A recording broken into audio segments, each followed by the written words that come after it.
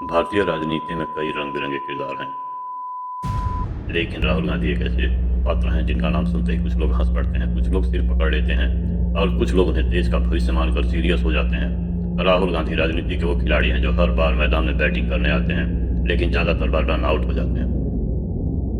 राहुल गांधी भारतीय राजनीति के उन बिरले नेताओं में से हैं जो हमेशा मासूम बने रहते हैं। वो जब भी कोई भाषण देते हैं ऐसा लगता है जैसे एक मासूम बच्चा दुनिया को समझाने की कोशिश कर रहा हो।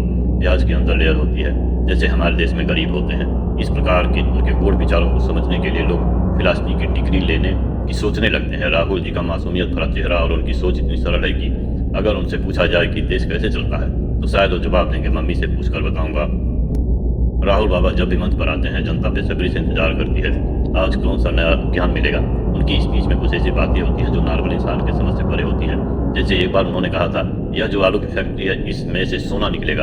अब वैज्ञानिक भी इस खोज पर रिसर्च कर रहे हैं कि राहुल बाबा कौन से ग्रह के लॉजिक पर काम करते हैं। एक बार उन्होंने कहा, चौकीदार की चौकी छीन लूंगा। चौकीदार बेचारे घबरा गए। सोचिए कि अब राहुल जी बेरोजगारी बढ़ाने पर उतर आए हैं और उनका सबसे फेमस डायलॉग, इस बार कांग्रेस सरकार आएगी लेकिन विपक्ष में बैठकर। अब इस वाक्य का मतलब निकालने में बड़े बड़े राजनीतिक पंडित उलझ गए। राहुल गांधी जब भी चुनाव लड़ते हैं तो जनता बड़े चाव से देखती है, देखें इस बार कितने सीटों का भट्ठा बैठता है।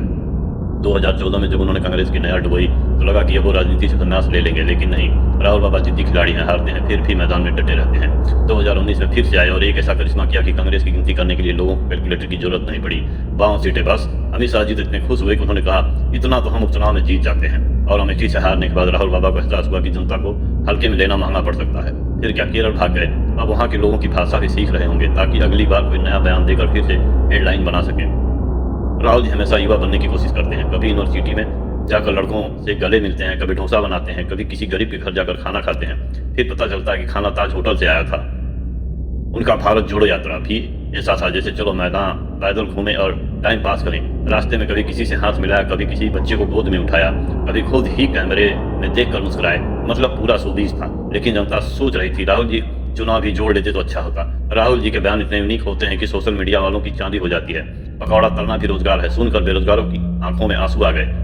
हम सब एक दूसरे से बातें करते हैं क्योंकि हम सब जीव हैं। यह सुन जीव विज्ञान के टीचर भी सोच में पड़ गए। मोदी जी ने 8 बजे टीवी पर आकर नोटबंदी कर दी। यानी मोदी जी अगर 10 बजे टीवी पर आते तो शायद राहुल बाबा को टाइम मिल जाता पैसे बदलने का। अब राजनीति में राहुल गांधी का सबसे बड़ा प्रतिद्वंदी है नरेंद्र मोदी। मोदी जी जब भाषण देते हैं तो जनता ताली पीटती है। राहुल जी जब भाषण देते हैं तो जनता माथा पीटती है। मोदी जी बोलते हैं हम आत्मनिर्भर भारत बनाएंगे। राहुल जी बोलते हैं हम गरीबों को न्याय देंगे। यानी 70 साल में जो न्याय नहीं मिला अब मिलेगा। मोदी जी अब चुनाव प्रचार करते हैं तो जनता झूमती है। राहुल जी जब प्रचार करते हैं तो जनता सोचती है इनका मनोरंजन फ्री में मिल रहा है। राहुल गांधी भारतीय राजनीति के वो सितारे हैं जिनकी चमक कभी फीकी नहीं पड़ती। चाहे जीते या हारे वो जनता को हंसाते रहेंगे, बयान देते रहेंगे, चुनाव हारते रहेंगे और फिर से उठ खड़े होंगे क्योंकि उन्हें कोई फर्क नहीं पड़ता। तो राहुल बाबा को सलाम जो भारतीय राजनीति में कॉमेडी का तड़का लगाए रखते हैं। जनता को भी मजा आ ही रहा है। अब देखते हैं कि कांग्रेस को कब तक मजा आता है।